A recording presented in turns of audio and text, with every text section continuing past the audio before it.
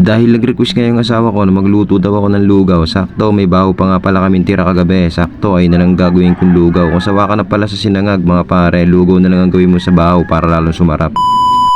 Ang una ko nga palang ginawa dyan mga pare, nagisa muna tayo ng luya mga pare. Gustong gusto ko aroma ng luya mga pare, talaga namang napakabango niyan. Pagkagisa nga natin ng luya, syempre ilalagay na kagad natin yung bahaw natin dyan mga pare. Diba, nagawa natin ng paraan yung bahaw. Kung sawa ka na pala sa sinangag lagi mga pare, ganito naman ang gawin mo mga pare. Basic na basic at simple-simple lutuin lang to. Talaga naman, sinabawan ko na nga ng 3 baso yan, mineral water yan, galing Ilog Pasig mga pare. At lagyan natin ng ganito mga pare, hindi ko na sasabihin yung pangalan, hindi naman ako nag-endorse Yan. Basta lagyan natin ng ganyan mga pare. Ayan o.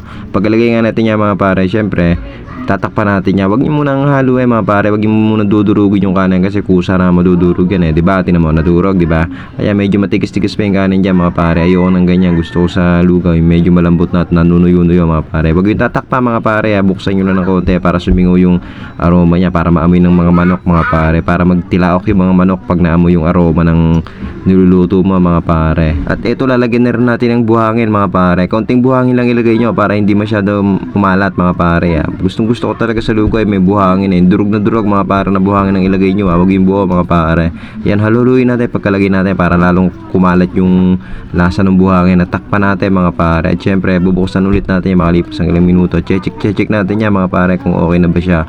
At syempre papasingawan natin ng konti mga pare. At syempre pagka tanggalan natin ng takip, rektahan na kagad natin ng asin niya mga pare. Natatabagan kasi ako eh. Tinikman ko yan, di ko lang pinakita mga pare. At haluluin natin para kumalat din mga pare yung lasa niya. At syempre tatakpan ulit natin yan ulit. Makalipas ulit ang ilang minuto dyan mga pare. Bubuksan natin, papasingaw-singawin natin. Kailangan kasi natin pasingawin niya mga pare para maamoy ng mga manok mga pare.